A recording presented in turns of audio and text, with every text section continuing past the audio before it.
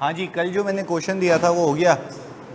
अच्छा, उसमें ये जहन कह रहे हैं कि सर कल का जो क्लास की क्वेश्चन था उसका, अच्छा क्लास क्वेश्चन का रिसीवेबल पेबल की फिगर बता दें। किसी ने भेज दिया था वो ग्रुप में, मतलब कल की क्लास क्वेश्चन में बोल रहे हैं रिसीवेबल पेबल की बैलेंस बता दें। तो आप सिंपल एक काम करेंगे, इन दोनों रिसीवेबल्स को ऐड करेंगे और उसमें से मैं जो बता रहा हूँ वो माइनस करेंगे। एक तो ये 2 लाख रुपए और ये 1 लाख रुपए, कुल मिला के 3 लाख रुपए माइनस हो जाएंगे। सही है। और टोटल आंसर कितना आ रहा है?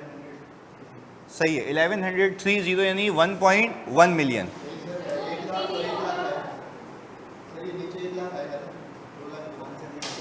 नहीं नहीं, 1 मिनट ना, मैं कह रहा हूँ अक्सर लिमिटेड सोल्ड इन्वेंट्री 2 लाख रुपए की, द एंटायर अमाउंट अनसेटल्ड, तो ये 2 लाख रुपए आएगा। तो और ये 1 लाख माइनस होगा, वर्थ रुपीस, और पूरी अमाउंट सेटल नहीं हुई तो 3 लाख रुपए माइनस होगा ना। तो 3 ही कह रहे हैं हम भी, 3 ही माइनस होगा। सही है। ओके, तो जैन कह रहे हैं कि सर 1.1 मिलियन रिसीवेबल से और 1020 लाइबिलिटी आ जाएगी, यही है, और बैलेंस शीट इस पर टैली हो जाएगी। चलें डन, ये हो गया। सर जो हमारे पास फेयर वैल्यू एडजस्टमेंट होती है वो नेगेटिव हो, फिर इसको कैसे कैटर करेंगे वो भी बताते हैं। भाई अगर फेयर वैल्यू एडजस्टमेंट नेगेटिव होगी तो आपने उसके पैसे ज़्यादा दिए होंगे कम दिए होंगे?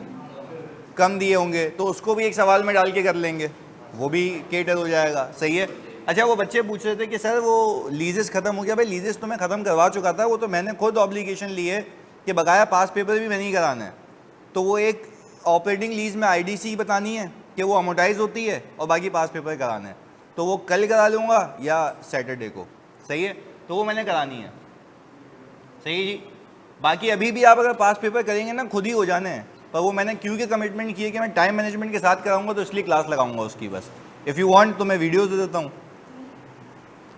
वो वैसे ही मना कर रही है। चलें ओके। अब सर अपने पास आप जल्दी डाल दें हेडिंग से डिविडेंड डिस्ट्रीब्यूशन बाय सब्सिडरी। अच्छा, सो फार कंसोलिडेशन कंट्रोल में है भाई, समझ आती है चीज़ें कैसे घूम रही हैं। चलें जी, और बैलेंस शीट टैली भी हो रही है। चलें ओके। अब हम ये सीख लेते हैं कि अगर हमारी सब्सिडरी कोई डिविडेंड इशू करे तो उसका ओवरऑल ग्रुप के ऊपर क्या इंपैक्ट होगा और हमने अकाउंटिंग में क्या छेड़खानी करनी है। चलें, तो हमने ये कहा लेट से ये है एक पेरेंट,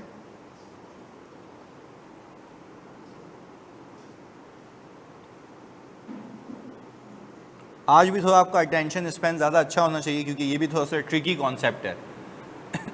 सर इन पीडीएफ्स के लिए अलग से ग्रुप बनवा दें यार, ये तो ड्राइव पे अपलोड हो जाती है ना, मैं पोर्टल पे भी करवा रहा हूँ।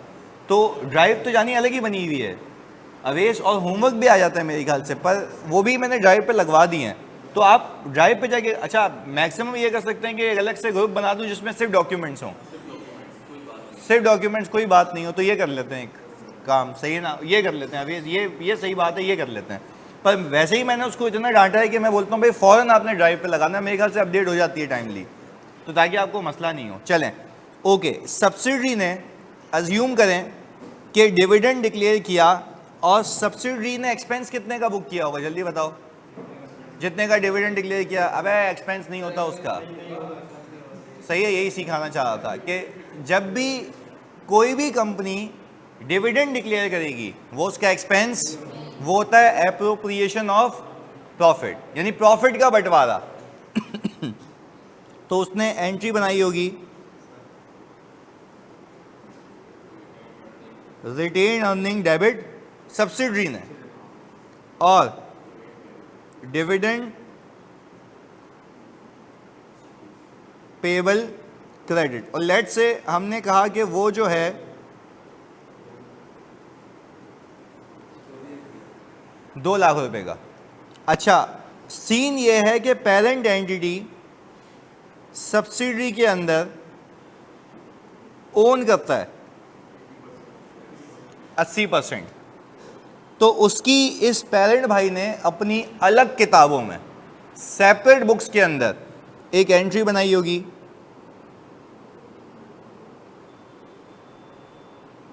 डिविडेंड रिसीवेबल डेबिट और डिविडेंड इनकम क्रेडिट। अच्छा, हमने कहा कि सर ये 2 लाख रुपए से बनाई होगी या 160। यही एक सीख है हमारी ज़िंदगी की कि 160 से बनाई होगी। सर पूरे से क्यों नहीं बनाई? हमारा 80% का ओनरशिप है यहाँ पे, तो हमने सेपरेट बुक्स में, यानी मैं अलग से अकाउंटिंग कर रहा हूँ तो उसका मुझे जो हिस्सा मिलेगा वो 80% मिलेगा। तो मैंने डिविडेंड इनकम अपने राइट तक की बनाई है, क्योंकि मैं इस कंपनी का पूरा मालिक नहीं हूँ। हाँ, कंट्रोल पूरा करता हूँ तो मालिक पूरा नहीं हूँ। पहले बताओ, ये बेसिक बात समझ आती है? चलें, ओके, ये बात समझ आती है। कॉन्सेप्ट रिवाइज करा दें। कॉन्सेप्ट दिया ही नहीं मैंने अभी तक। मैंने तो अभी ये बोला कि हम सीख रहे हैं डिविडेंड डिस्ट्रीब्यूशन बाय सब्सिडरी, और अगर सब्सिडरी डिविडेंड डिस्ट्रीब्यूट कर रही है तो उसने अब तक क्या एंट्रियां बनी होंगी? कौन सी किताबों में? सेपरेट बुक्स में। उसने क्या किया होगा, उसने क्या किया होगा। फिर मैंने इनको बोला कि क्या डिविडेंड डिस्ट्रीब्यूट करना एक एक्सपेंस है? तो इन सब ने कहा हाँ। हमने कहा अच्छा नहीं, मतलब कुछ लोगों ने कहा हाँ, सही है। तो फिर मैंने कहा कि डिविडेंड डिस्ट्रीब्यूट करना एक्सपेंस, वो है एप्रोप्रिएशन ऑफ प्रॉफिट। तो हमने कहा देखो, सब्सिडरी ने ये एंट्री बनाई होगी, पेरेंट ने ये एंट्री बनाई होगी, उसने डिविडेंड डिक्लेयर किया है 2 लाख रुपए का, हमने इनकम बुक की है 1,60,000 रुपए की, क्योंकि 40,000 का डिविडेंड मेरा नहीं है, एनसीआई का है। एग्रीड? वो अलग अलग लोग हैं जिनकी जेबों में जाएगा डिविडेंड। मैं तो पेरेंट और सब्सिडरी की बात कर रहा हूँ। चलें, यहाँ तक एमन क्लैरिटी है? ये हमने सो फार अभी तक सीखा। ओके, अब हमने कहा देखें अकाउंटिंग तो ये हो चुकी है, अब आपको मिलेगी बैलेंस शीट, और मैं भाई केयरफुली बातें करूंगा आज, और है भी टेक्निकल आज की क्लास, तो ज़रा उसको फोकस होकर सुनना, तुम्हारे लेवल पे आके बताऊंगा। हमने कहा 2 कंपनीज हैं, एक पेरेंट और एक सब्सिडरी। अच्छा, पेरेंट एंटिटी की किताबों में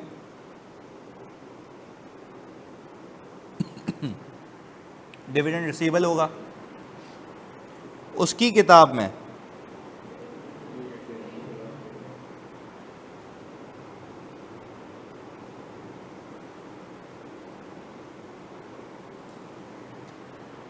ऐसा ही है।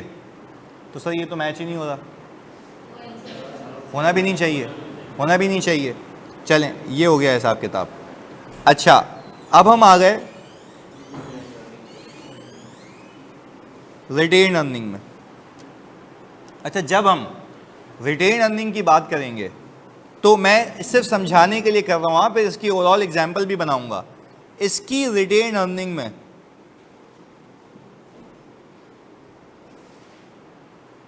लॉस नहीं होगा, उस सारे जितनी भी इसकी इनकम होगी उसमें ये नेगेटिव छुपा हुआ होगा। अच्छा, और यहां पे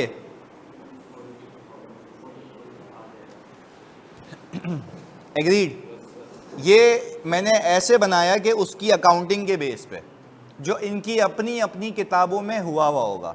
सही है? वापस से हमने कहा सर कॉन्सेप्ट सीख रहे हैं डिविडेंड डिस्ट्रीब्यूशन बाय सब्सिडरी।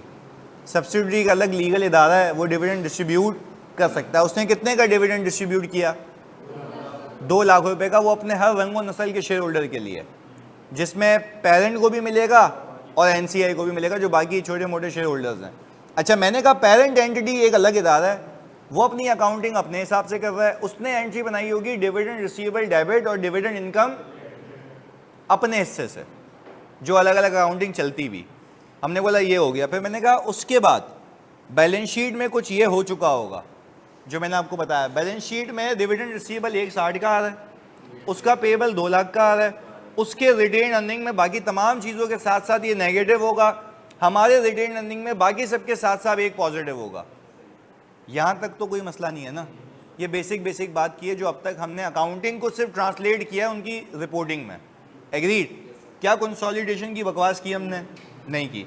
अच्छा सर, अगर 100% शेयर होल्डिंग होगी तो फिर हमारे पास कितना आता? 2 लाख। वो तो सिंपल सी बात है। चलें, यहाँ तक हमने ये चीज़ देख ली। अब इसके आगे हमने कहा सर कॉन्सेप्चुअली अगर देखें, हम एक हाइपोथेटिकल सिचुएशन बनाएं सिर्फ समझने के लिए कि अब कंसोलिडेशन में क्या करना है। 2 बातें। पहला इशू नंबर 1, इशू के हिसाब से लिखते हैं यहाँ पे। इश्यूज क्या हैं कंसोलिडेशन में? पहला, रिसीवेबल एंड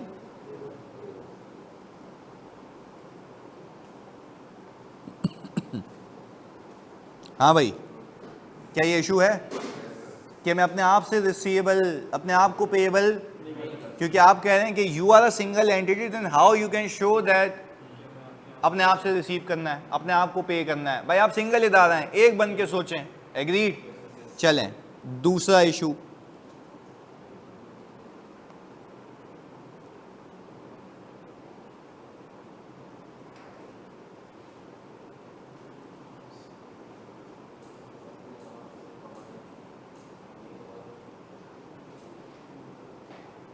क्या कहते हो? अपने आप से कमाई हुई, किससे कमाई?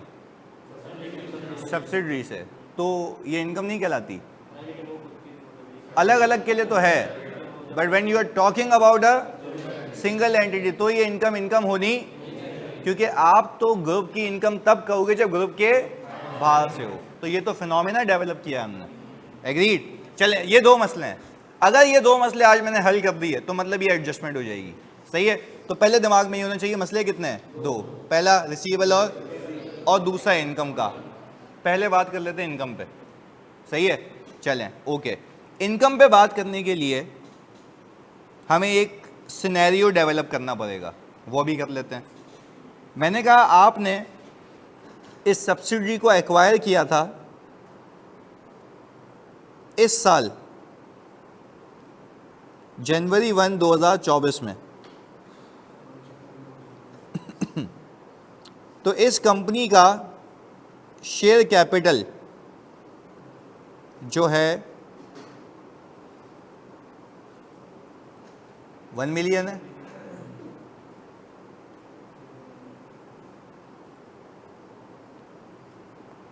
और जो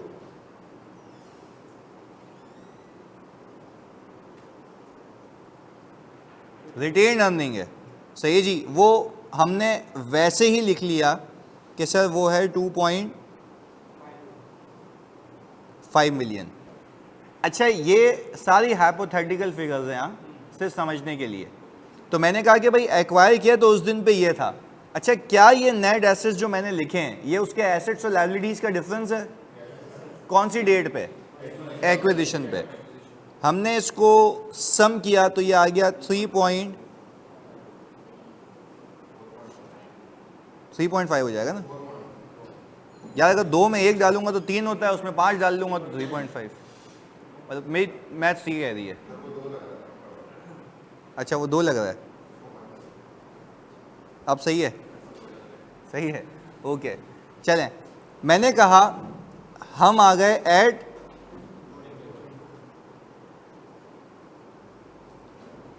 रिपोर्टिंग और ये है 31/2024। पहले तो हमने जानी ये कहा, ये तो सेम है शेयर कैपिटल। अच्छा फिर हमने यहाँ पे कुछ बातें लिखी। हमने कहा सब्सिडरी का प्रॉफिट फॉर द ईयर जो है वो है 1.4 मिलियन। सही है।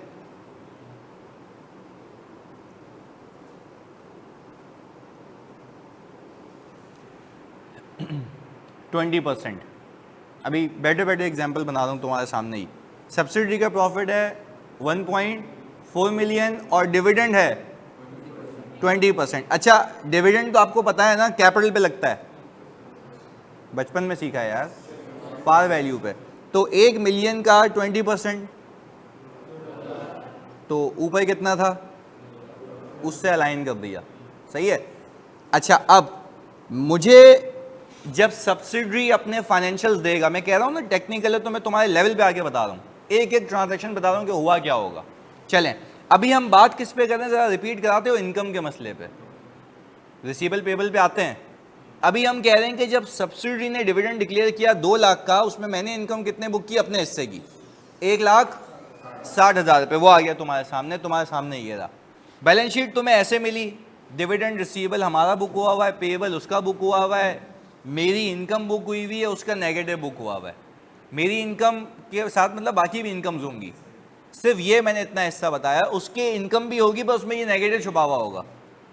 हमने कहा हमारे दो मसले, रिसीवेबल और मैं अपने आप से रिसीवेबल, अपने आप को पेबल, तो मैं इनकम की अपने आप से कमाई भी दिखा सकता हूँ या ग्रुप के बाहर की। तो आपने इन्वेंट्री में भी तो ये किया था कि आपस की इनकम जो कि थी, जो कि कमाई नहीं थी, आपने उसको कब तक हटाना है, जब तक वो बिक ना जाए, जब तक वो रियलाइज ना हो जाए। तो वो हमने सीखा हुआ है। यही कॉन्सेप्ट को हम डिविडेंड पे अप्लाई कर रहे हैं। क्लियर है? पहला मुद्दा सही कर रहे हैं कि इनकम बुक होनी जो कि हो चुकी है, किसकी बुक्स में? पेरेंट की बुक्स में। ऐसा लग रहा है कि मैंने अपने आप से कमाया है। एग्रीड? इनकम के मुद्दे पे बात कर रहे हैं। चलें, हमने कहा कि सर सब्सिडरी ने प्रॉफिट कमाया 1.4 मिलियन का। जब सब्सिडरी आपको फाइनेंशियल स्टेटमेंट्स देगा उसमें अकाउंटिंग हो चुकी होगी, ऐसा ही है। तो वहां तक पहुंचने के लिए मुझे लगता है अगर मैं यहां पे एक बेसिक वर्किंग करूं तो मैं कहूंगा हमारे पास 2.5 मिलियन का ओपनिंग रिटेन अर्निंग है या नहीं है? अच्छा, यहां बताएंगे आप मुझे। 2.5 मिलियन का ओपनिंग रिटेन अर्निंग है। प्रॉफिट कितना? 1.4 मिलियन, और इसमें से आप लेस कर दें 2 लाख रुपए। अच्छा, तो आप ये कह रहे हैं कि सर कुल मिला के आपके पास खाली, इसको मैं से ऊपर ले जाऊं, हाँ, डिविडेंड 20%, तो क्लोजिंग कितना आ गया? 3.7 मिलियन ये आ गया। अच्छा भाई, तो हमने कहा यहां पे हमने लिख दिया 3.7 मिलियन, और ये हम यहां से रेफर कर देते हैं कि ऐसे निकाला ये। अच्छा, ये आपने निकालना नहीं होगा, ऑल टुगेदर ये गिवन होगा, पर आपको पीछे नॉलेज होनी चाहिए कि ये निकला कैसे। अच्छा भाई, हमने किया ये कि इसको सम किया, तो हमने कहा ये आ गया 4.7 मिलियन। यहाँ तक कोई इशू? ये हो चुका होगा। एग्रीड? पक्की बात है। चलें, आपको याद होगा आप इन दोनों का डिफरेंस निकालते हैं पोस्ट एक्विजिशन प्रॉफिट 1.2 मिलियन। अच्छा,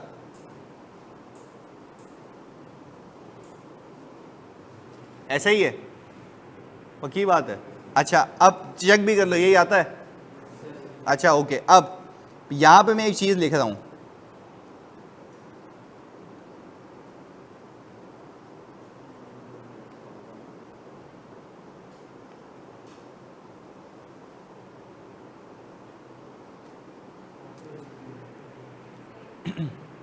इसके अंदर से डिविडेंड माइनस हो चुका है। यहां तक क्लैरिटी है? पक्की बात है। देखो मैं फिर कह रहा हूं कि एक एक चीज पे आपने ओके देना है। क्लियर है? चलें, अच्छा, अब मैं इसे समझने के लिए इसके आप 2 हिस्से बनाते हैं, सही है?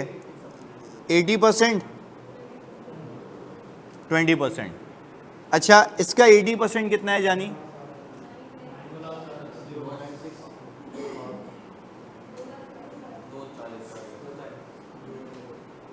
ये आ गया। अच्छा, अब यहां पे जरा सा रुक के, सही है, मुझे आप एक बात बताएं, अगर मैं यहां पे एक प्यारे से एनालिसिस बनाऊं, सब्सिडरी का जो प्रॉफिट है वो कितना था? इस पे मैंने लगाया 80%, कितना आ रहा है?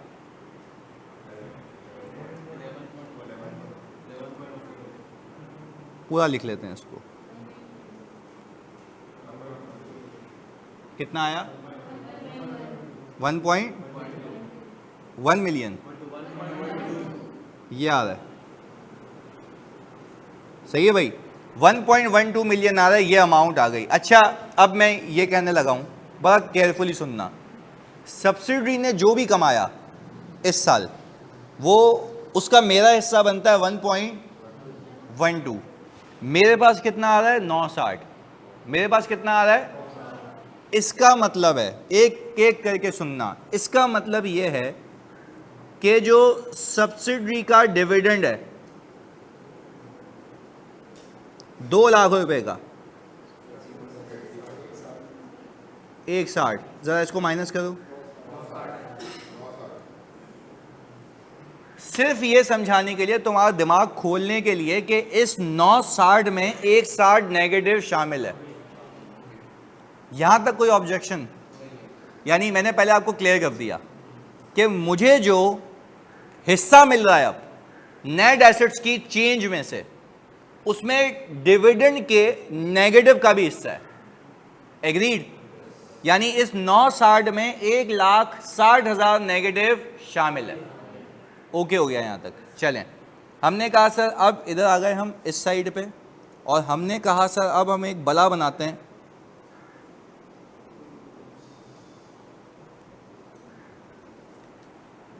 ग्रुप रिजर्व्स, ऐसा ही है?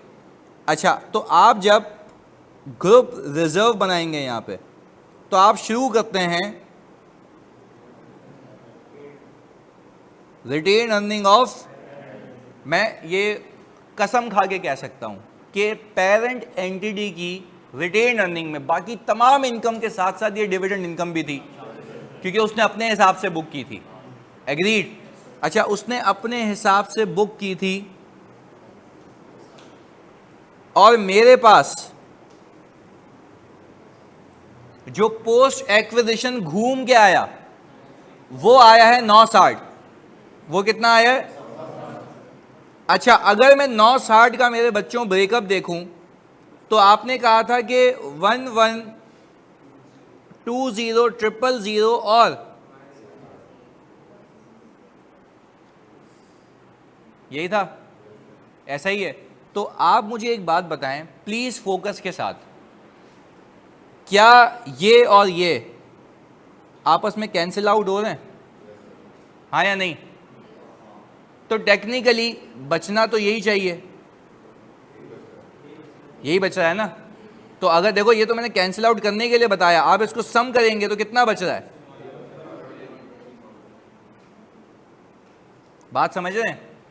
तो इस पूरे सिनेरियो में एक चीज सिखानी थी, जब सब्सिडरी डिविडेंड डिक्लेयर करेगी तो उसकी इक्विटी में वो नेगेटिव होगा, आपकी इक्विटी में आपका हिस्सा पॉजिटिव होगा, तो आपके पास वो पूरा नेगेटिव आएगा या हिस्सा ही आ रहा है? तो उसकी नेगेटिव का हिस्सा आपके पॉजिटिव हिस्से को जीरो कर देगा। तो यानी हमने एग्जाम में बेवकूफ़ी नहीं करनी, इनकम को नहीं छेड़ना, वो खुद ब खुद जीरो हो जाएगी। तो पहले बताओ, ये कंक्लूजन समझ आया कि हमें दो मसले थे, एक रिसीवेबल और पेबल का, और दूसरा इनकम का। आप कह रहे हैं सर मैं अपने आप से इनकम कैसे कमा सकता हूं, सब्सिडी तो मेरी है।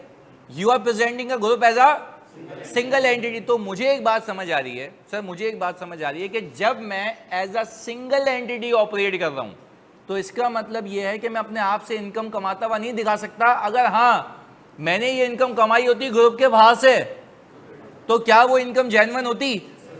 पर मैं कह रहा हूं सर इस इनकम को भी इनकम दिखना, मैं कह रहा हूं अल्लाह की कसम वो नहीं दिखेगी, खुद ही जीरो हो जाएगी, क्योंकि उसकी इक्विटी में वो नेगेटिव है, हमारी इक्विटी में वो, उसकी इक्विटी का नेगेटिव जब मेरे पास आके मिलेगा, उसका जो इफेक्ट है वो जीरो हो जाएगा, कुछ भी ओवर स्टेटेड नहीं रहेगा। तो इनकम का मामला खुद ही हल हो गया, पक्की बात है।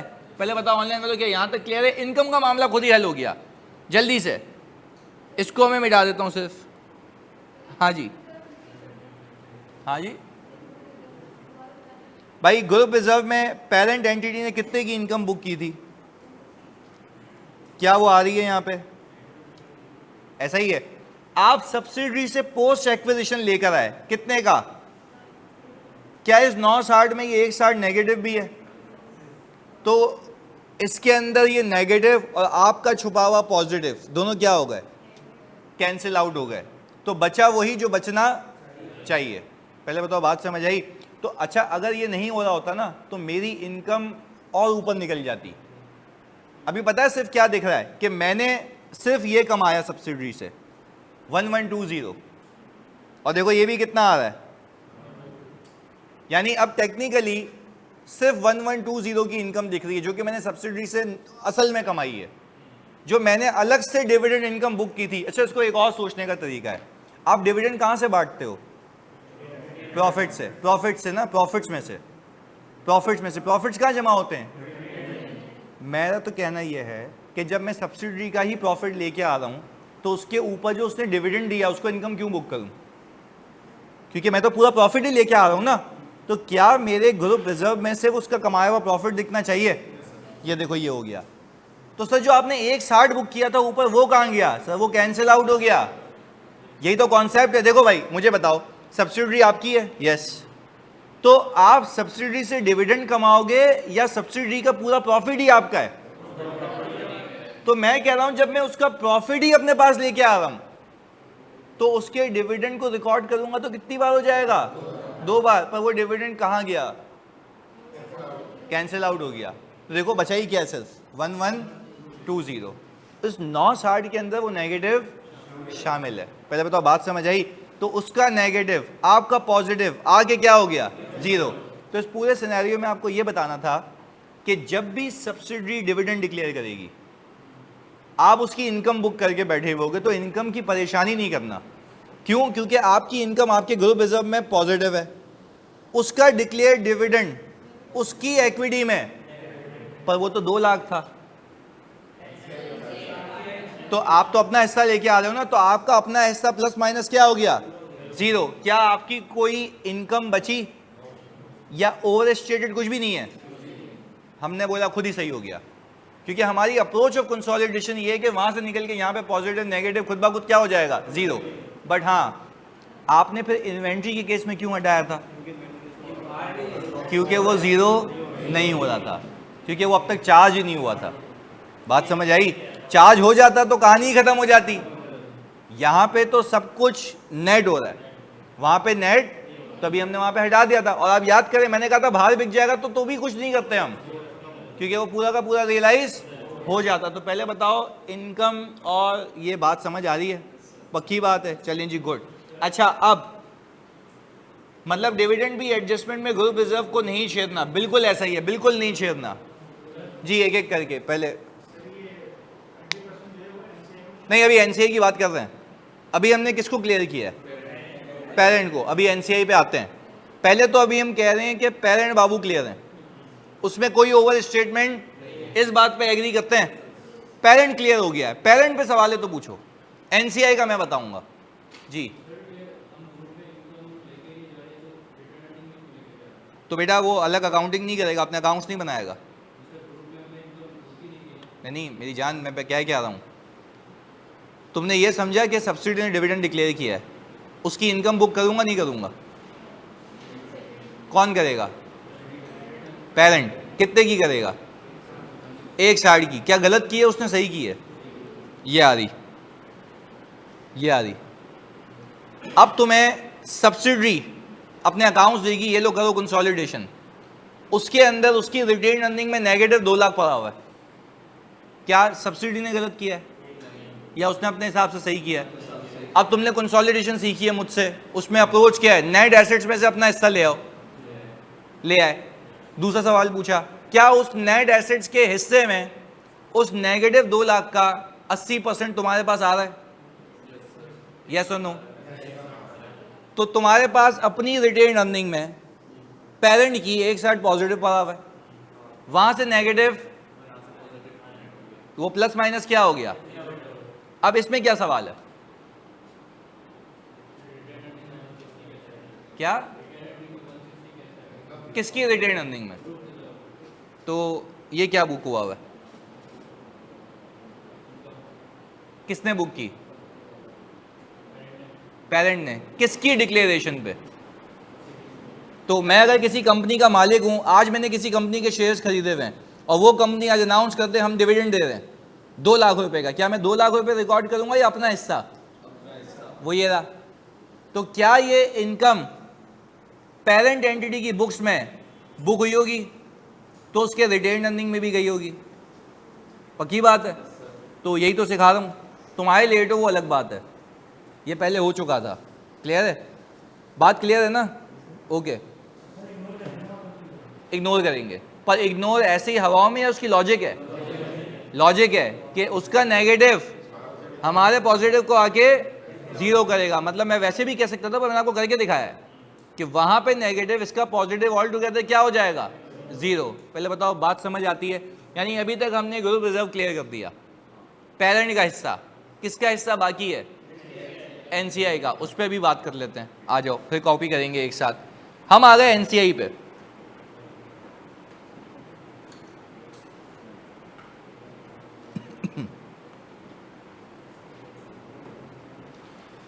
चलें अब फोकस के साथ, प्लीज देखिएगा जानी। हमने ये कहा सबसे पहले आप क्या निकालते हैं, इसमें भी बहुत टेक्निकल बात करूंगा, पर तुम्हें तुम्हारी माँ की कसम है ये बताओ वाला क्लियर है ना? इसलिए मैं कह रहा हूं क्योंकि मैं कोई कंफ्यूजन नहीं रखना चाहता यार। फ्री के नंबर होंगे, तुम्हें कॉन्सेप्चुअली आना चाहिए। आने दो डेवे पेज का सवाल, क्या मुसीबत है, हो जाता है ना, तो कोई मसले वाली बात नहीं है। बस रिक्वेस्ट ये है कि कोई भी मसला हो ना पूछ लो, कोई इशू वाली बात नहीं है। अभी जैसे उसने भी पूछा ना कि भाई ये क्यों है, कैसे आ रही है, तो मैंने बता दिया। इसमें कोई वो बात नहीं है कि भाई मैं कंफ्यूजन क्रिएट करूं अपने दिमाग में, नहीं समझ आया, मिस हो गया, पूछ लो। सही है, आगे। शेयर ऑफ एनसीआई 3.5 मिलियन का 20% बताओ कितना आता है? 3.5 ना एक्विजिशन पे 7 लाख रुपए। मुझे लगता है ये 7 लाख रुपए ये बता रहा है कि इस कंपनी में एनसीआई का हिस्सा इतना है।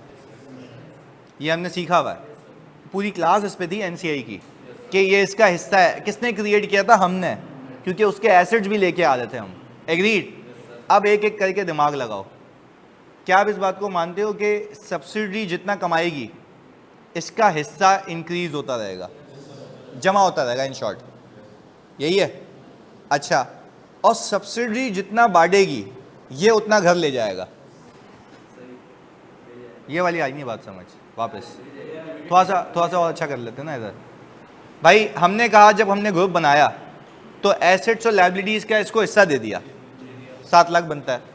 मैंने कहा अज्यूम करो डिविडेंड नहीं होता, सही है? तो यहाँ पे देखते हैं, अज्यूम करो डिविडेंड नहीं होता तो 1.4 मिलियन का 20% क्या होता? कितना? 2,80,000। ये share of profit of NCI होता, ऐसा ही है? चलें ये बात समझ आ गई। तो अब मुझे एक बात बताएं, ये तो इसका हिस्सा इससे बढ़ जाता। यहां पे लिखता हूं शेयर ऑफ प्रॉफिट ओनली, 2,80,000 यही होता। अच्छा, पर सर आप तो 2,40 दे दें, डिविडेंड भी तो ले गया ना। तो हम एग्जामिनर की तरह लंबी नहीं कर रहे, मैं सीधा 2,40 दे रहा हूं। मुझे पता है 2,80 कमाता, 40 घर ले जाता, तो नेट इसकी इक्विटी कितनी बचती? तो हम भी तो यही कर रहे हैं कि नेट दे देना उसको, कि भाई अच्छा हम बेवकूफ़ हैं, हम बोल रहे हैं पहले एनसीआई को बढ़ाओ फिर उसका डिविडेंड दो। ओ भाई नेट दे दो यार, हमने भी तो यही किया ना। क्या 2,40 में उसका डिविडेंड नेट हुआ है? तो करके भी देख लो। हमने कहा सर 2 लाख रुपए का 20%, ये कितना आ गया? यही दिया है उसको। अच्छा तो देखें, कहने का मतलब ये है, क्या मुझे एग्जाम में ये हरकत करने की नीड है? नहीं। मैं सिंपल एक काम करूं सर, मैं लगा दूं share of NCI post acquisition, कितना? तो आपको बैक ऑफ द माइंड पे ये पता है कि इसके अंदर डिविडेंड ऑलरेडी नेट हुआ है। अच्छा अब हुआ क्या? इसका शेयर कम लॉजिकली इसलिए हुआ क्योंकि ये अपने पैसे घर ले गया।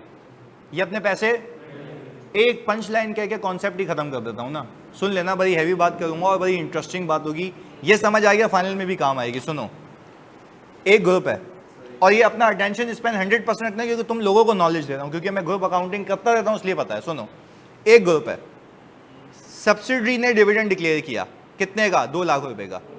कितने का? अब इस बात को जो हाई लेवल पे समझते हैं, मुझे पता है क्या लगता है, आपको भी लगना चाहिए। 2 लाख रुपए में से 1,60,000 एक जेब से निकल के दूसरी जेब में आ गए, ग्रुप में ही रह गए, 40,000 के ग्रुप के बाहर निकल गए जो ये लेके जा रहा है।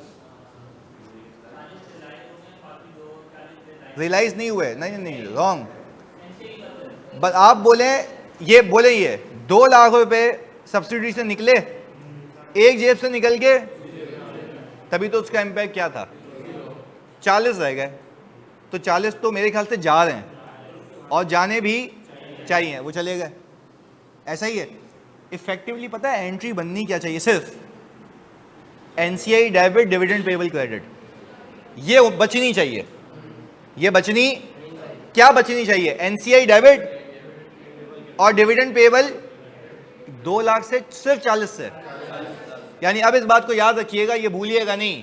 यानी ग्रुप ने, पूरे ग्रुप ने एक अगर बना के सोचो तो एंट्री सिर्फ ये बननी चाहिए थी, एनसीआई डेबिट, डिविडेंड पेबल, क्योंकि जो आपस का है उसकी तो कोई एंट्री बननी नहीं चाहिए थी। एग्रीड? पक्की बात है। पहले बताओ ऑनलाइन वालों, यहां तक साथ हो जल्दी से। वैसे ये आयशा सही कह रही है सर, ग्रुप की रिटेन अर्निंग सिर्फ 40 से कम होनी चाहिए थी। ऐसा है? वो भी ग्रुप की रिटेन अर्निंग या एनसीआई की? हाँ वो भी है तो ग्रुप में ही, वो भी, पर वो भी एनसीआई की। चले, ये बात हमें समझ आती है। अब मुझे एक बात बताओ, तो टेक्निकली क्या मैं कह सकता हूं कि ये 940 हो गया?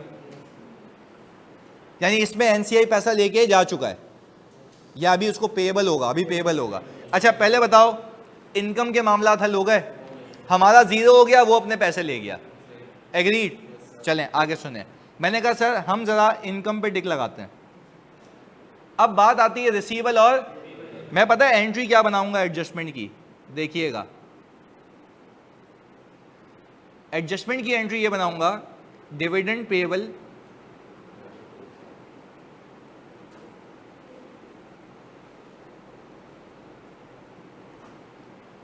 सर 40 तो पेएबल रह गया, एनसीआई का है, तो हुआ भी तो यही है। आपने कहा ये देख लो ना लॉजिकली, डिविडेंड पेएबल को खत्म कर दिया 1,60 से, डिविडेंड रिसीवेबल को खत्म कर दिया 1,60 से, 40,000 का डिविडेंड पेएबल रह गया, तो एनसीआई का ही है। अच्छा फिर इक्विटी कम भी किससे हो रही है? तो अल्टीमेटली इक्विटी उतनी की रह गई 40 से कम पे, तो आपकी जो 1,60 वाली थी वो क्या हुई? वो तो नेट हो गए, यानी एक गुल्लक से निकल के दूसरे गुल्लक में उसका इंपैक्ट 0 हो गया। ऐसा है? और इक्विटी कितने से कम हो रही है? तो फिर पेएबल भी से 40 का दिखाओ ना। तो हमने समझी क्या पता है, जब भी सब्सिडरी पेरेंट को डिविडेंड डिक्लेयर करे, सिर्फ रिसीवेबल पेएबल को हटा देना, पूरे से या अपने हिस्से से। तो फिर वह किसका जाएगा? तो चलो एनसीआई का डिविडेंड पेएबल रह गया, तो डेबिट क्या हुआ? एनसीआई। तो तुम करोगे वो भी खुद हो गया, वो भी खुद हो गया। देखो ना मैंने आपको क्या सिखाया अभी, ग्रुप में सिर्फ एक एंट्री बननी चाहिए, एनसीआई डेबिट, क्योंकि इक्विटी कम हो रही है। क्योंकि रिटेन अर्निंग जब डिविडेंड देते हो क्या बनती है? रिटेन अर्निंग डेबिट होता है और डिविडेंड पेएबल क्रेडिट होता है। पर यहाँ पे रिटेन अर्निंग नहीं, एनसीआई की अलग इक्विटी है, तो एनसीआई डेबिट होना चाहिए और डिविडेंड पेएबल। मैं तुम सबसे पूछ रहा हूं कि एनसीआई डेबिट करने की मुझे मौत आनी चाहिए या ऑलरेडी खुद हो गया? तो फिर पेएबल रहने दो ना उसका। तो आपका आपस का रिसीवेबल पेएबल, तो आपकी जो आपस की इनकम वो भी खुद ही 0 हो गई, तो यानी उसका इंपैक्ट भी 0 हो गया खुद ही। रिसीवेबल पेएबल नहीं हुआ था वो आपने कर लिया, और जो पेएबल बच गया वो एनसीआई के अगेंस्ट बच गया। पहले बताओ ओवरऑल लॉजिक क्लियर है? यानी इस ग्रुप अकाउंटिंग का एक मकसद है कि अगर सब्सिडी डिविडेंड डिक्लेयर करे तो पैसे जाते हुए सिर्फ किसको दिखने चाहिए? तो अपना रिसीवेबल पेएबल हटा दो, किसका रह जाएगा? और इक्विटी भी किसकी कम हो रही है? एनसीआई की। और जो आपकी इक्विटी बढ़ी थी, कम हुई थी, वो एडलेस होके 0 हो गई, तो ग्रुप में और कुछ इम्पैक्ट नहीं बचा। तो पहले बताओ क्या ये टेक्निकल चीज़ समझ आती है? पक्की बात है। चलें जी, अली भाई का सवाल है सर मतलब कुछ नहीं करना, बस नेट एसेट्स का डिफरेंस लेंगे, उसको उधर फेंकेंगे, उसको उधर फेंकेंगे और इसको एलोकेट कर देंगे बस। यस, और रिसीवेबल पेएबल को करना है। तो क्या अगर ये पहले कहता तो बात समझ आती? पर क्या अब बात समझ आ रही है? तो आपने पूरी मूवमेंट्स देखी है कि कौन सी चीज़ कैसे मूव हो रही है, क्लैरिटी है। इसको कॉपी करें जल्दी से जी। अच्छा, पे हो जाएगा तो एक जेब से कैश निकल के, तो एनसीआई का तो वैसे ही जाना था, जाएगा तो डिविडेंड पेबल डेबिट और कैश क्रेडिट, वो तो वैसे ही ग्रुप से बाहर चला गया ना, उसकी तो टेंशन ही नहीं है। सही है? नहीं नहीं, देखो भाई, अगर पेमेंट हो गई, पेबल पूरा सेटल होगा, 2 लाख रुपए का एक साथ मेरी जेब में आ जाएगा, तो सब्सिडी की जेब से निकल के तो है तो ग्रुप ही ना, तब भी कोई फर्क नहीं है। नहीं नहीं, बैलेंस शीट बनाते वक्त वो हो चुका होगा ना, अगले साल डिविडेंड पे हो गया। सही है, पेबल दिख रहा होगा आपको, वो एडजस्ट नहीं, पहले देखे ना, वो आप दो चीज़ों को मिक्स कर दी। आप पहले इनकम की बात कर रहे हैं या पेबल की बात कर रहे हैं? एक साइड पे आ जाए, पेबल की। पेबल सेटल हो गया, अगले साल क्या एंट्री बनेगी? डिविडेंड पेबल डेबिट और कैश। कितने लोगों को कैश गया? पेरेंट को, और पेरेंट वाला तो यहीं रह गया, एनसीआई को बाहर चला गया, और जाना भी तो ग्रुप से बाहर चला गया ना। हम तो कह भी देते ग्रुप से बाहर जाना चाहिए, तभी तो उसका पेबल आ रहा है सिर्फ। देखो 2 लाख रुपए का डिविडेंड पेबल है, जिसमें से 1/60 निकल के पेरेंट के पास ही आ जाएगा। कितने का डिविडेंड पेबल बच गया? 40 का। क्या वो 40 ग्रुप से बाहर जाना चाहिए? तो वही तो मैं डिविडेंड पेबल के तौर पे दिखाऊंगा अपने ग्रुप अकाउंट्स में आज, और वो अगले साल खुद चला जाएगा। जब आप अगले साल ग्रुप अकाउंटिंग करेंगे ना, उसमें आपको कुछ भी नहीं करना होगा। अच्छा भाई देखो, जब डिक्लेयर होता है, सुनना या जानी इधर, जब डिक्लेयर होता है तो उसके कितने डेज बाद पेमेंट हो जाती है? This is a legal matter. नहीं नहीं नहीं नहीं, वेरी रॉन्ग, गलत। नहीं नहीं, देखें, सुने सुने, वो कहता है, देखो सिंपल समझते हैं ना, वैसे तो 15 दिन का टाइम होता है कि 15 दिनों में पे हो जाता है, वो तो मैंने आपको अपनी उससे बता दिया कि मैं ऑडिटर हूँ। सही है। दूसरी चीज़, सवाल में अगर उसने बोला कि डिविडेंड डिक्लेयर हुआ है और आपको स्टिल पेबल दिख रहा है या स्टिल पेबल है, तो आप रिसीवेबल पेबल हटा दोगे। अगर एक सवाल में डिविडेंड डिक्लेयर हुआ हुआ लिखा हुआ है, उसने कहा हुआ है कि सब सेटल हो चुका है, तो आपने 1 रुपए की एडजस्टमेंट नहीं करनी, ना हो ही नहीं सकता, बताएगा वो। यह आपको 2017-18 तक में मिलेगा, उसके बाद से एक शख्स ने टीचिंग शुरू की थी, उसके बाद से ही नहीं हो सकता। सही है, क्योंकि रिव्यू होने के लिए आता है। तो अगर चलो पेमेंट हो गई इंटरिम डिविडेंड की, भाई जल्दी बताओ, पेमेंट हो गई इंटरिम डिविडेंड की? क्या पेमेंट हो चुकी? एनसीआई कम हो चुका, यहां से पैसे निकल के यहां पे आपने कुछ करना है या कुछ भी नहीं करना? कुछ भी नहीं करना। देखो, रिटेन अर्निंग डेबिट होके एक गुल्लक से दूसरे गुल्लक में आ गई, एनसीआई की रिटेन अर्निंग क्या हो गई, और उसको पैसे भी चले गए, जाने भी चाहिए थे। आप सिंपल कंसोलिडेशन करके कहानी खत्म कर दो।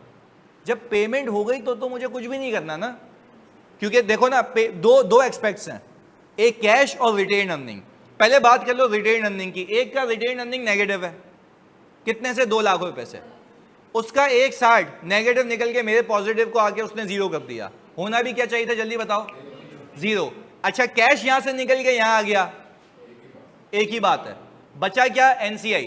क्या एनसीआई को पैसे जाने चाहिए थे? क्या उसकी इक्विटी कम होनी चाहिए थी? 2 सवाल, क्या इक्विटी कम हुई? कैश गया।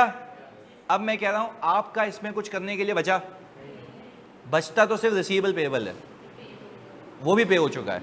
क्लियर है? तो ये पूरी मैंने आपको फिनोमेना क्लियर कर दिया 0 से अब तक। क्लियर है? चलें सर, फिर रिसीवेबल पेबल वाली एडजस्टमेंट नहीं होगी? अल्लाह की कसम, जब होगी नहीं तो एडजस्टमेंट भी नहीं होगी। अभी पूरा वही बताया मैंने। सही है भाई?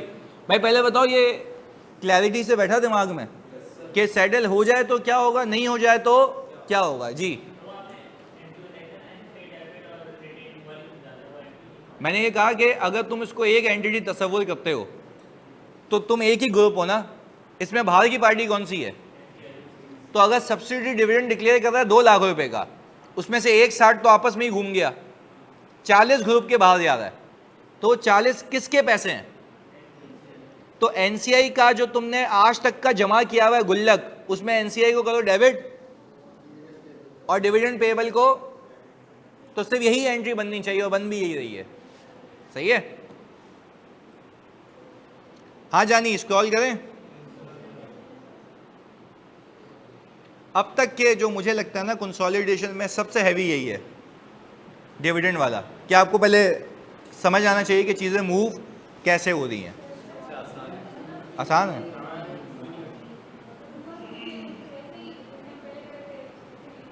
बोलिए, हुआ तो कुछ भी नहीं। देखो ये बहुत कुछ हो जाता है अगर आप एग्जाम में इसको एडजस्ट करके आ जाते हैं। तो मुझे पता है अभी कुछ नहीं करना, पर कुछ ना करने की भी तो वजह है ना, वो वजह पता होनी चाहिए। सही है।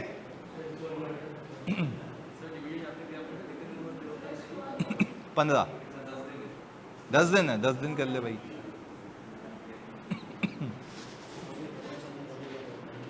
सर डिविडेंड डिक्लेयर ना हुए वे वाला थोड़ा रिवाइज करते हैं। अबे भाई भाईजान हेलो, एक मिनट सुनो। अगर डिविडेंड डिक्लेयर ही नहीं हुआ तो ये एडजस्टमेंट की बकवास मैं शुरू से 1 घंटे से कर रहा हूं, वो करता? तो ये कैसा सवाल है कि डिविडेंड डिक्लेयर ना हो तो क्या होगा? अबे तो कुछ भी नहीं होगा।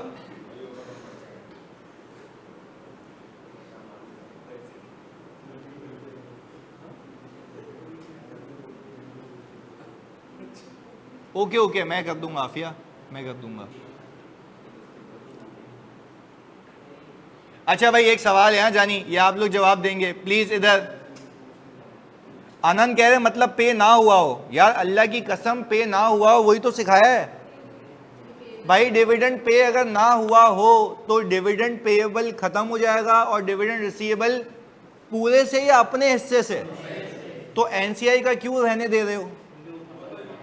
क्योंकि वो ग्रुप के बाहर की पेमेंट है और तो उसकी रिटेन अर्निंग कम हो चुकी है और वो होनी भी चाहिए। और आपकी रिटेन अर्निंग ओवर स्टेटेड नहीं है, हमारी प्लस माइनस 0 हो चुकी है। क्लियर है? चलें अब सर, अब एक सवाल आया मार्केट में, when there is the dividend declared by the subsidiary then just minus dividend receivable and payable in the statement of financial position by parents share only. No need to adjust anything in the group reserve or NCA, just allocate the post-acquisition income to the parent and subsidiary in the ratio of their holding and to adjust dividend receivable against dividend payable in the statement of financial position। क्या ये सही कह रहे हैं?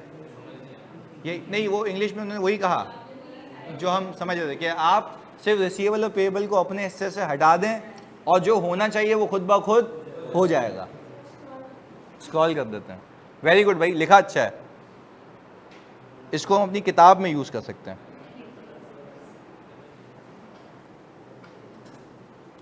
भाई सैयद मोहम्मद अली कह रहे हैं अगर inventory sold to subsidiary of inventory हो और उस पर बैड डेट का प्रोविजन बुक हो जाए, हाँ तो हो सकता है, उसमें क्या मुसीबत है?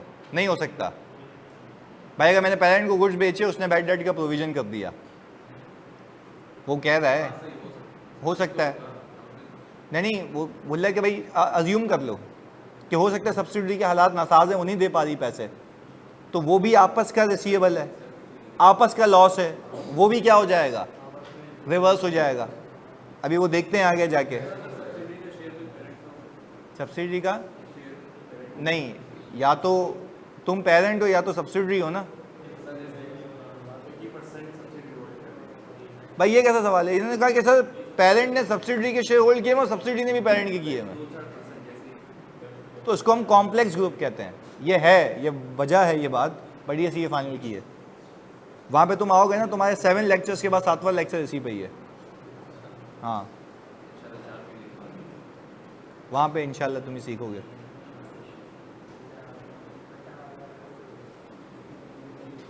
यस बिल्कुल ऐसा ही है सैयद मोहम्मद अली, ऐसा ही है। स्क्रॉल करें।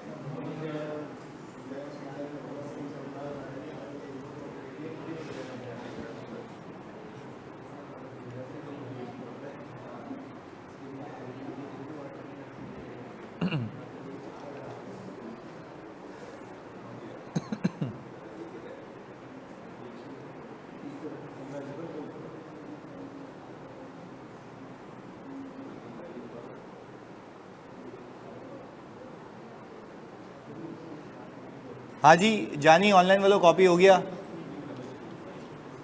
अब्दुल्ला, आफिया, अफनान, अहमद, सारे बच्चों, तारिक, मजहर, अब्दुल हनान कर रहे हैं।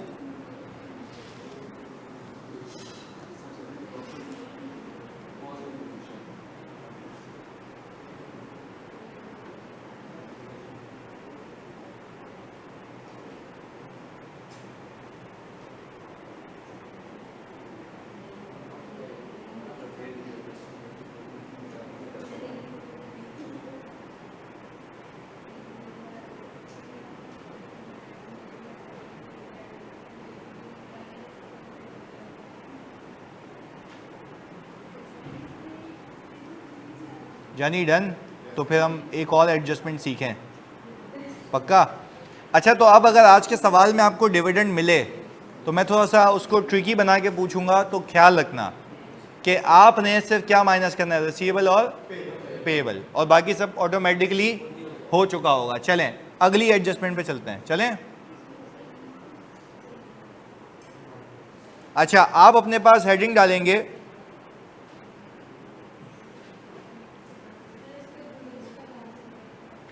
इसका केस करवा दें उसका, तो वो तो मैंने कहा है ना, वो मैं एक साथ दूंगा 2 केसेस, क्योंकि देखो अभी मैं तो वैसे अभी भी कराऊंगा, तो करना आपने ही है, मैंने फिर सॉल्व कराना है। तो मैंने, अच्छा देखो इसमें मुझे बात बताओ ना, ये तो सारी चीज़ें आपको मैंने सिखा दी, इसका मैं आपको सवाल दूंगा, आप वो करेंगे और फिर उसको मैं कराऊंगा ना, तो अप्लाई आप करें, मतलब मुझे कराने में कुछ भी नहीं है, मैं अभी एक सवाल निकाल के आपको चिपका देता हूँ, पर आपकी थिंकिंग कैपेबिलिटी पे गई, आप उसको एक बार अप्लाई करें, मैं तो बैठा हूँ ना कराने के लिए, मैं कराऊंगा ही आपको, सही है।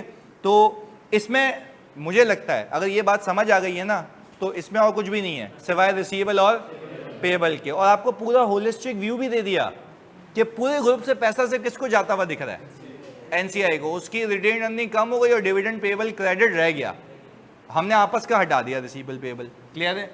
चलें सर, ये हम खुद करेंगे, बिल्कुल, देखो यहाँ पे भी यही करेंगे, खुद करेंगे, तो आप भी एग्री है ना। चलें जी, ओके, एक एडजस्टमेंट कर लेते हैं और ताकि हमारा टाइम बच जाए।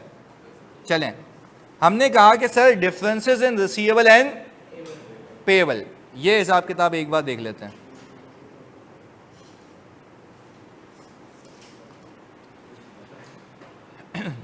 अच्छा ओके, प्लीज देखिएगा। अच्छा एक बात बताओ बिफोर वी गो फर्दर, जो आपने भी मेरा सवाल किया यानी जो इलस्ट्रेशन की, उसमें पोस्ट एक्विजिशन में डिविडेंड ऑलरेडी नेट हुआ हुआ है, आपको होशियारी नहीं करनी है, और जब वो नेट हुआ हुआ है तो मतलब पेरेंट को भी बढ़ गया। अच्छा, पेरेंट को बढ़ा जो उससे क्या हो गया, जीरो, और होना भी, यानी आप इनकम को रिवर्स करते खुद से या वो खुद हो गई। एग्जाम में बच्चे बेवकूफ़ी करके कर लेते हैं रिवर्स, तो वो कितनी बार हो जाती है यार, वो हो चुकी है रिवर्स, आप दूसरी बार कर रहे हो। देखो ना, एक की इनकम दूसरे का नेगेटिव आगे जीरो हो गया, अब वापस से करोगे तो वो कितनी बार हो रहा है, 2 बार, तो वो नहीं होना चाहिए, उससे बैलेंस शीट भी आउट हो जाती है। भाई आउट हो गई ना, आपने दूसरी बार कर लिया।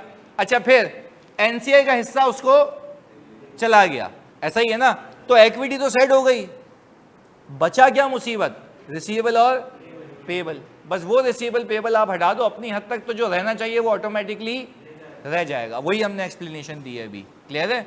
चलें, हमने कहा differences in receivable and payable. अच्छा, अब एक एक करके देखते हैं। मैंने कहा सर यहां पे पेरेंट एंटिटी ने इन्वेंट्री बाय की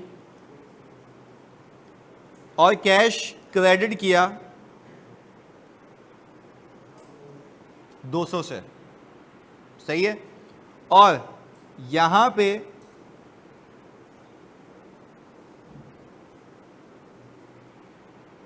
सब्सिडरी ने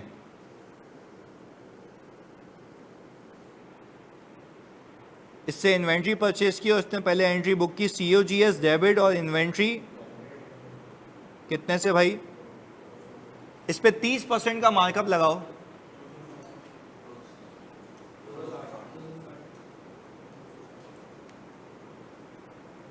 ये आ गया सर 260,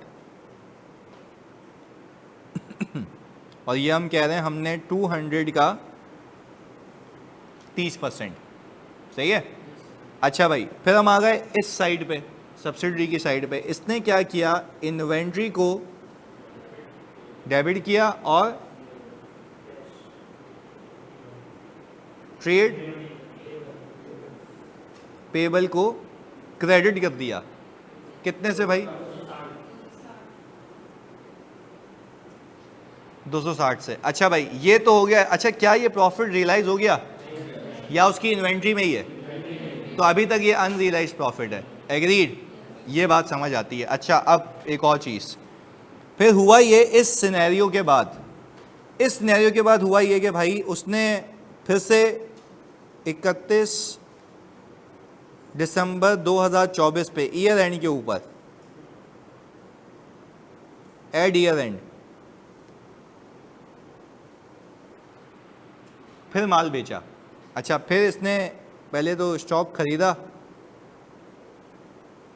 कोई 250 का,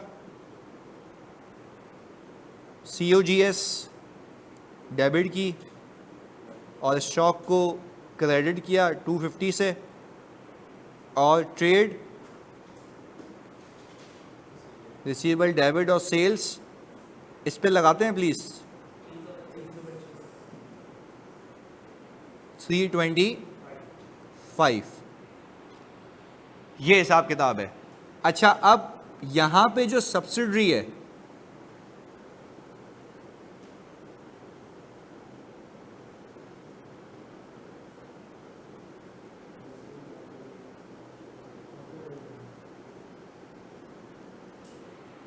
तो मेरे ख्याल से मुझे लगता है इसने कोई एंट्री नहीं बनाई। सही बात है या गलत बात है? सही बात है ना, यानी ईयर एंड पे तो कोई एंट्री नहीं बनाई ना, ईयर एंड पे कोई भी एंट्री नहीं है। तो क्या इस पे कब लाजिम है कि ये एंट्री बनाए?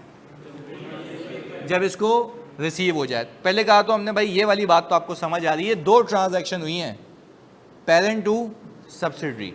अच्छा, अब ज़रा यहाँ पे अगर हम एक चीज़ बनाएं, मैंने कहा कि सर अगर मैं यहाँ पे एक बेसिक स्ट्रक्चर बनाऊं तो मैंने कहा पेरेंट एंटिटी और सब्सिडरी की किताबों में अपने अपने हिसाब से अकाउंटिंग हो चुकी होगी। कैलकुलेटर प्लीज़ निकाल लें आप। Trade receivable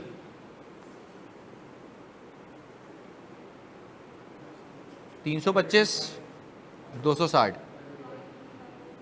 $585, agreed. चलें, फिर मैंने कहा इन्वेंट्री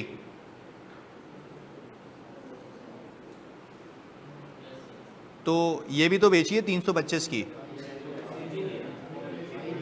नहीं, मैंने नहीं बेची, उसके पास नहीं आई। तो अब एक बात याद रखना, इसको मैं सर्कल कर रहा हूं, ये वाली,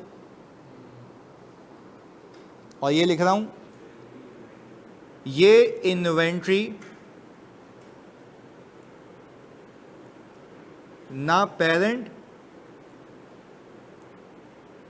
ना सब्सिडरी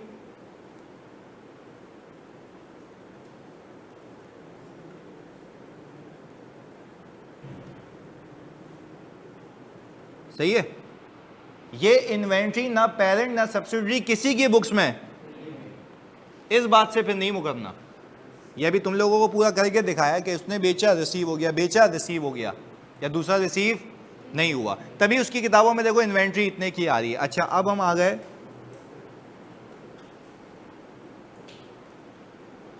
ट्रेड पेबल पे। अच्छा जी, प्लीज सुनिएगा, जब हम ट्रेड पेबल पे आए तो वो भाई साहब इन्वेंट्री की यही वाली पेबल रिकॉर्ड करके बैठे हुए, और हमारे पास यहाँ पे रिटेन अर्निंग के अंदर 2 सेल्स और 2 COGS का प्रॉफिट होगा, हाँ या नहीं? अच्छा, तो आप मुझे एक बात बताएं, पहला प्रॉफिट आ रहा है 60 का, यहाँ पे करके देख लेते हैं ना, COGS टू सेल्स आ गया 60,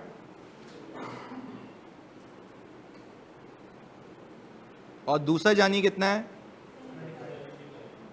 75, तो 60 और 75 135। अच्छा, मैंने इसको आसान रखने के लिए ये किया कि ₹1 की इन्वेंट्री आगे नहीं बिकी, ₹1 की इन्वेंट्री आगे, देखें ना आपके सामने, दोनों जो बेचे हैं तुमने, दोनों के प्रॉफिट्स रिकॉर्ड किए हैं, एक की तो आगे बिकी नहीं है, एक तो मुसीबत उस तक पहुंची ही नहीं है। तो मेरे ख्याल से आपके दोनों के दोनों प्रॉफिट्स अनरियलाइज हैं। दूसरा वाला क्यों नहीं है सर? उसको पहुंचेगा तो वो आगे टिकाएगा ना, हमने तो प्रॉफिट बुक कर लिया, उसको नहीं पहुंचा तो ग्रुप के बाहर तो बात की बात है। बात क्लियर है? ऑनलाइन वालों प्लीज बताओ, यहां तक साथ तो सारे बच्चे, मतलब यार सब बैठे हुए, सब बोलो जल्दी।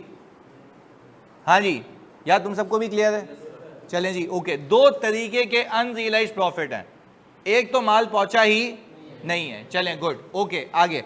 अब हमने कहा कि सर इसको हमें सही करना है, ग्रुप अकाउंटिंग को सही करना है। अच्छा, जब भी ऐसा होगा तो एग्जामिनर आपको ये कहेगा पेरेंट की बुक्स में रिसीवेबल इतना है, सब्सिडियरी की बुक्स में पेएबल इतना है, और मैं आपको अल्फाज बता रहा हूं, this difference is due to the inventory sold by the parent entity which is not received by the subsidiary.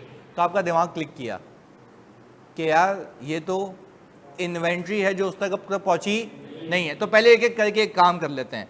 पहले मुझे एक बात बताओ, मुझे बनानी है एडजस्टिंग एंट्री, क्योंकि जो हो चुका है वो तो हो चुका है, जो नहीं होना चाहिए मुझे उसको सही करना है। अच्छा, मैंने सबसे पहले आसानी के लिए ट्रेड रिसीवेबल को खत्म कर दिया, क्योंकि बाखुदा मेरा अपने आप से जितना भी रिसीवेबल है वो हट जाएगा। सही किया, पक्की बात है। अच्छा, मैंने कहा ट्रेड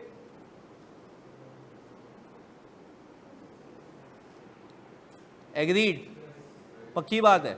अच्छा, ये भी बात समझ आती है। अच्छा सर, अब मुसीबत ये है कि एक इन्वेंट्री इसकी किताबों में आ रही है, क्या ये अनसोल्ड है? यस, अनसोल्ड है ना। तो मैंने कहा जब अनसोल्ड है तो 260 को मैंने 130 से डिवाइड किया और मल्टीप्लाई बाय 30 किया, 60 है। अच्छा, ये आ गया 60 का प्रॉफिट, ये आ गया एक अनरियलाइज्ड प्रॉफिट। हमने कहा ये है URP1, क्लियर? ये आ गया अनरियलाइज्ड प्रॉफिट 1। यहां तक कोई मसला? चलें, अब एक तो हमने निकाल ली अपनी वर्किंग से, यानी ग्रुप रिजर्व डेबिट होना है, वो मुझे पता है, पर उसकी अमाउंट अभी निकाल रहा हूं। अच्छा, फिर तुम्हें एक चीज याद है, यहां पे रुक के, एक इन्वेंट्री तो हवा में, इसकी किताबों से निकली, पहुंची नहीं। अच्छा, तो मजे की बात यह है कि ये इन्वेंट्री ना इधर है ना उधर है, पर मेरे ख्याल से ग्रुप के अंदर है, ग्रुप के बाहर नहीं है। तो मुझे लगता है, मेरी अपनी ये, अगर पता है मुझे कि उसके पास भी होती तब भी ग्रुप में ही होती। तो अभी तो ये इन ट्रांजिट है, क्या इसको वापस ले आऊं, हाँ या नहीं? अच्छा, तो जब मैं वापस लेके आऊंगा तो वो सेल तो 325 की हुई है, वो तो आपको बताएगा ना कि देखो, मैं आपको लॉजिकली सोचने का तरीका बोल रहा है, रिसीवेबल और पेएबल का जो फर्क है वो इन दोनों का फर्क है। वो डिफरेंस इन रिसीवेबल पेएबल कितना है? 325। आपको याद आएगा 325 तो सेलिंग प्राइस है, मुझे इन्वेंट्री को किस पे लेके आना है? कॉस्ट पे। तो मैंने कहा इसको भी मैंने 130 से डिवाइड करके 30 से मल्टीप्लाई किया, तो कितना आ गया? मैंने कहा पहले तो इसको आप कहें URP2, इन दोनों को प्लस करो, 130 मैंने हटा दिया। सही है, एंट्री फिर बैलेंस नहीं हो रही। सर शॉक वापस ले आओ, कितने का? अब इस एंट्री से पता है हुआ क्या? आपका रिसीवेबल पेएबल हट गया, आपकी इन्वेंट्री ग्रुप में आई कितने की थी? 250 की, हाँ या नहीं? प्रॉफिट चुपक के निकल कितने की गई? 325। 300, क्योंकि वो आपको सवाल में लिख के ऐसे देगा कि आपके रिसीवेबल और उसके पेएबल में 325 रुपए का फर्क है, और वो 325 रुपए का फर्क किस वजह से? स्टॉक की वजह से, जो उसको अब तक रिसीव, मेरी बातों पे फोकस करेंगे, वो घुमाएगा कैसे, सुने। वो बोलेगा you have a receivable of 585 and subsidiary has a payable of 260. The difference of rupees 325 is due to the fact कि parent has dispatched goods which has not been. पहले बताओ यहां तक सातों, तो मैं चेक करूं तो आगे जाऊंगा। ऑनलाइन वालों प्लीज बताओ यहां तक बात समझ आ रही है? जो मैंने अंग्रेजी कही कि वो लिखेगा कैसे सारे बच्चों? जी क्या?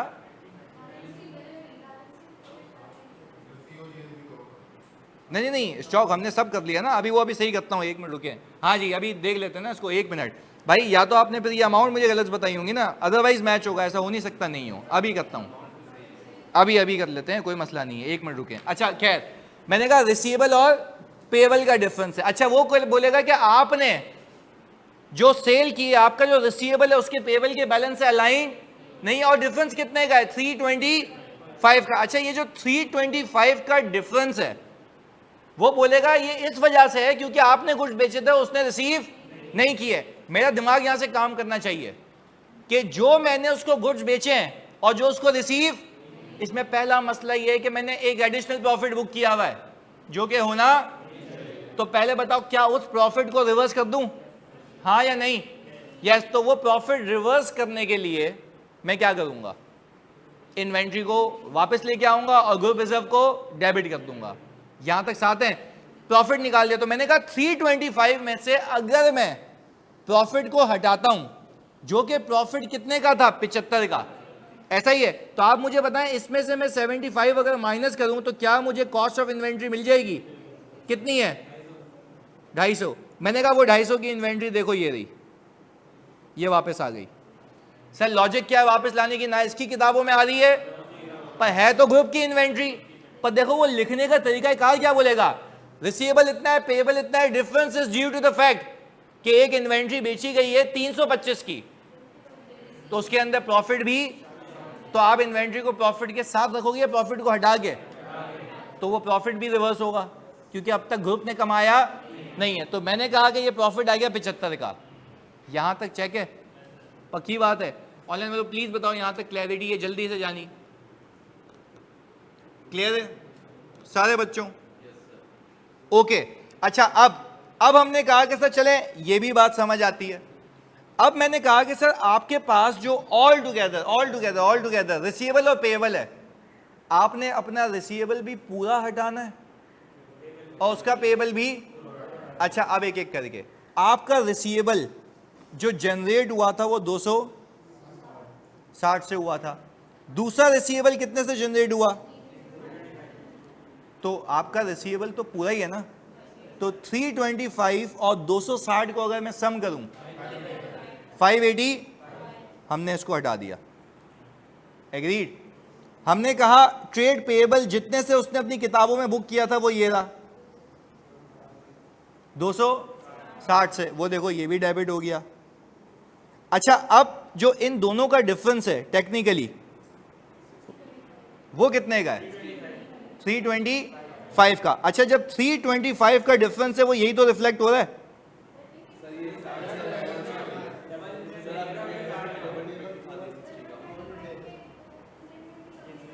नहीं तो 75 और 60 आप ही ने बताया ना कितना आ रहा है? ये सिर्फ 70, ये वाला नहीं। तो आपने वो जो, अच्छा एक और एंट्री भी तो बनेगी ना इसकी, स्टॉक क्रेडिट और ग्रुप रिजर्व, वो अलग बना दो। ये इसकी वजह से कह रहे हो ना, ये अलग है। तो ये तो ऑल टुगेदर 325 ही बन रहा है ना। वो अलग बात है कि हमने इसमें एक और इन्वेंट्री को क्या करना था? क्रेडिट करना था, तो इसको अलग कर लेते हैं। ये वो आ गई। पहले बताओ आप सही है भाई? 325। तो इसमें जो फर्क था वो सिर्फ किसका है? 325 का। देखो सिंपल, वो पूछेगा क्या? आपके रिसीवेबल और उसके पेएबल में फर्क है कितने का? 325 का। आपको याद आएगा, क्लिक होगा कि 325 का फर्क इसलिए क्योंकि मैंने प्रॉफिट लगा के इन्वेंट्री आगे बेच दी है। मैंने कहा पहले प्रॉफिट को भी हटाओ और इन्वेंट्री को वापस ले आओ। तो प्रॉफिट को भी डेबिट किया, ग्रुप रिजर्व को और स्टॉक को भी ले आया। इस कुल मिला के कितना बन रहा है? 325। और ये वाला जो है इसको मैंने अलग से रिवर्स कर दिया क्योंकि ये क्या बुक्स में बाहर है या बुक्स के अंदर ही है, पर इसके अंदर कितने का मसला छुपा हुआ है? 60 का। तो मैंने क्या किया? ग्रुप रिजर्व को डेबिट किया और इन्वेंट्री को क्रेडिट कर दिया। तो पहले बताओ दोनों एंट्रीज की आपस में अलाइनमेंट दिख रही है, हाँ या नहीं? पक्की बात है? ऑनलाइन लोग प्लीज बताओ। सर 60 का स्टॉक क्रेडिट क्यों हुआ? अभी बताते हैं, इधर सुन लो भाई। पहली इन्वेंट्री जो आपने बेची थी उस पर कितने का प्रॉफिट कमाया था जानी? 60 का। क्या ये प्रॉफिट ग्रुप के बाहर जा चुका है? ग्रुप में ही है। तो यही 60 का प्रॉफिट इसकी इन्वेंट्री के अंदर छुपा हुआ है, ओवर स्टेटेड। तो इसकी आपने एंट्री बनाई ग्रुप रिजर्व कितने से? इसका मामला हल हो गया। अब हमने किसके मामले पे गए? दूसरे मामले पे, कि जो गुड्स अब तक उसको रिसीव नहीं हुए। तो यही तो डिफरेंस है। अब एक सवाल आया, आप लोग जवाब देंगे इसका। सर यानी गुड्स क्योंकि पेरेंट की बुक से निकल गए हैं और सब्सिडियरी की बुक्स में शो नहीं हो रहे, तो ये ग्रुप में ही रहने चाहिए, क्या ये सही कह रहा है? कि एक गुड्स ग्रुप से निकले यानी पेरेंट से निकले और सब्सिडी तक पहुंचे, तो होने तो ग्रुप में चाहिए, इसको वापस लेकर आओ, पर वापस सेल्स प्राइस पे लाऊं या कॉस्ट पे? तो सर आपने जब कॉस्ट पे लेके आओगे तो मसला तो 325 का था, तो प्रॉफिट को भी रिवर्स करोगे। पहले बताओ बात समझ आ रही है? तो ये रिसीवेबल और ये 260 का पेबल फर्क शो कर रहा है कितने का? 325 में दो चीजें छुपी हुई हैं, एक कॉस्ट और एक प्रॉफिट। कॉस्ट को कॉस्ट में डाल दिया, प्रॉफिट को प्रॉफिट से उड़ा दिया। एग्रीड? पक्की बात है? क्या स्टॉक इन ट्रांजिट का कॉन्सेप्ट समझ आता है? पक्की बात है? यार सबसे पूछता हूं, हाँ या नहीं? ऑनलाइन वालों प्लीज बता दो क्लियर है? आयशा और सारे बच्चे जल्दी से, अली, एक एक करके नाम लेना पड़ेगा भाई। हाँ जी बेटा मैं पीएनएल बना रहा हूं यार। रिटेन अर्निंग में सेल्स और कॉस्ट ऑफ सेल्स को रिवर्स करूंगा, क्या रिवर्स होगा? मैंने क्या रिवर्स किया है? पीएनएल बनाते हो तो कॉस्ट ऑफ सेल्स सोचोगे ना मेरी जान। अभी हम क्या कर रहे हैं? प्रॉफिट रिवर्स कर रहे हैं, बैलेंस शीट बना रहे हैं। तो बैलेंस शीट में सेल्स और कॉस्ट ऑफ सेल्स रिवर्स करूंगा या नेट प्रॉफिट? वही कर रहा हूं मैं। चलें, पक्की बात है सर, क्लियर हो गया? बाकी सबको क्लियर हो गया? भाई तुम्हें, तुम सबकी माँ की कसम है, यकजहती से बताओ क्या ये कॉन्सेप्ट क्लियर हो गया? मैं इसलिए एम्फेसाइज करता हूँ क्योंकि तुम्हें मैंने बोला भी है कि इसके लिए मेरा अलग जुनून है। तो क्या ये आखिरी बार क्या बिल्कुल क्लियर है? तो अगर मैं ऐसा सवाल दूं जिसमें रिसीवेबल और पेएबल में डिफरेंस हो, तो वो डिफरेंस किस वजह से होगा? Stock in. पर मसला ये है कि जो रिसीवेबल और पेएबल का डिफरेंस होगा वो सेलिंग प्राइस को रिफ्लेक्ट कर रहा होगा कि वो इतने का माल बेचा है इंक्लूसिव ऑफ प्रॉफिट। उसमें से प्रॉफिट रहने देंगे, हटा देंगे? अच्छा, हटाने की लॉजिक है वो आप बोलोगे कौन सा प्रॉफिट है? अनरियलाइज। क्योंकि रियलाइज तो तब होता है जब वो बाहर जाए। अभी तो उसकी किताबों में भी तो हमने कहा स्टॉक को वापस ले आओ, प्रॉफिट को रिवर्स करो, कहानी इक्वल हो जाएगी। एग्रीड? तो आज की क्लास के कितने कॉन्सेप्ट्स, और इन दोनों पे आपको एक बेहतरीन सवाल मिलेगा। और मैं आपको बताऊं 99% लोग गलत करेंगे एग्जैक्टली क्योंकि वो मैं बनाऊंगा। सही है? तो बैलेंस शीट ही है ना, पीएनएल तो सीखा ही नहीं है जानी। सही है? चलें सर, नेट एसेट्स और सब्सिडी में रिपोर्टिंग डेट पर रिटेन अर्निंग में 2 लाख पहले से माइनस हुआ होगा पहले से। अच्छा जल्दी बताओ भाई, दुआ पूछ रही है सर, क्या जो डिविडेंड का कॉन्सेप्ट किया उसके अंदर रिटेन अर्निंग से डिविडेंड ऑलरेडी माइनस हुआ होगा ना?